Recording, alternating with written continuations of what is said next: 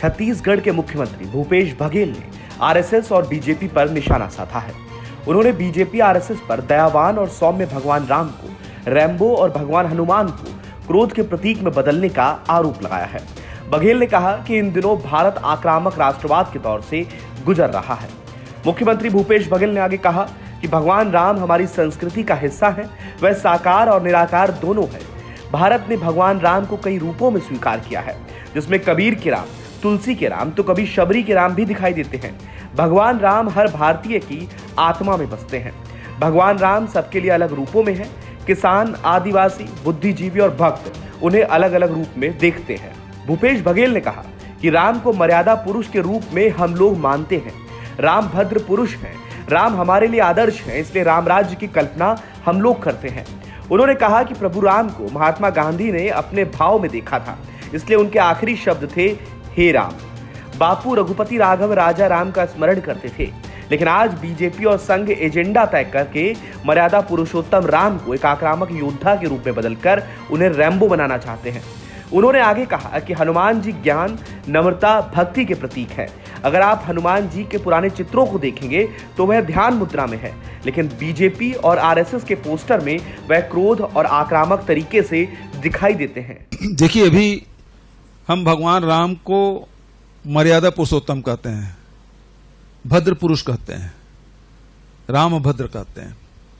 और भगवान राम के अभी इसके पहले जितनी तस्वीरें आई या मूर्तियां बनी हैं मंदिरों में, बहुत सौम्य रूप दिखाया जाता है और उसको देखने से ही, उसके स्मरण करते ही मन में शीतलता का भान होता है।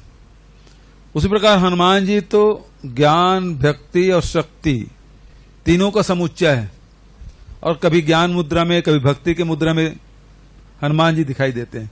लेकिन अभी कुछ वर्षों से हम लोग देख रहे हैं कि भगवान राम को युद्धक राम के रूप में, जैसे रैम्बो बना दिया, हमेशा युद्ध की मुद्रा में हो।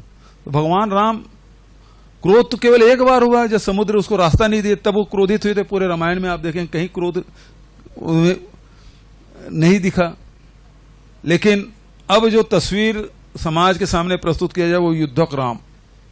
और अभी अभी इसी साल से मैं देख रहा हूं कि हनुमान जी की जो तस्वीर है, जो फ्लैग लगे हुए हैं, गाड़ियों में जो स्टिकर लगा हुआ है, बाल बिखरे हुए हैं, क्रोधित दिखाई दे रहे हैं और विकराल रूप दिखाई दे रहा है। तो हनुमान जी तो ऐसे नहीं थे। तो समाज में हमारे जो आदर्श पुरुष हैं, हमारे आस्था के केंद्र हैं, हमारे ईश्वर, भगवान के ईश्वर के अवतार हैं, उसको इस रूप में प्रस्तुत किया जाना मैं कतई उचित नहीं समझता। इसके अलावा भूपेश बघेल ने कांग्रेस को लेकर भी अपनी बात रखी। उन्होंने कहा कि इस वक्त समाज आक्रामक राष्ट्रवाद के दौर का सामना कर रहा है। असहमति का सम्मान नहीं है, असहमति को दबाने की कोशिश की जा रही है। कांग्रेस ऐसा नहीं कर पाएगी, बल्कि कांग्रेस ने कभी ऐसा नहीं किया और ना कभी करेगी।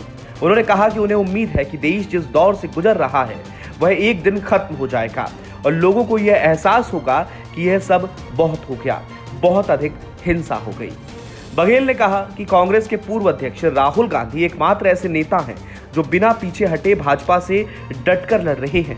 उन्होंने कहा कि वह अकेले ऐसे शख्स हैं जो सीधे तौर पर लोगों के मुद्दों पर बात करते हैं, चाहे वह महंगाई हो, बेरोजगारी हो, जीएसटी को लेकर बात हो। राहुल गांधी बीजेपी पर हमला करने से बिल्कुल नहीं घबराते। वहीं भूपेश बघेल के भगवान राम और हनुमान को लेकर दिए गए बयान के पलटवार में रमन सिंह ने कहा कि कांग्रेस परिवार तो भगवान राम के अस्तित्व को ही नहीं मानता, सबूत मांगता है।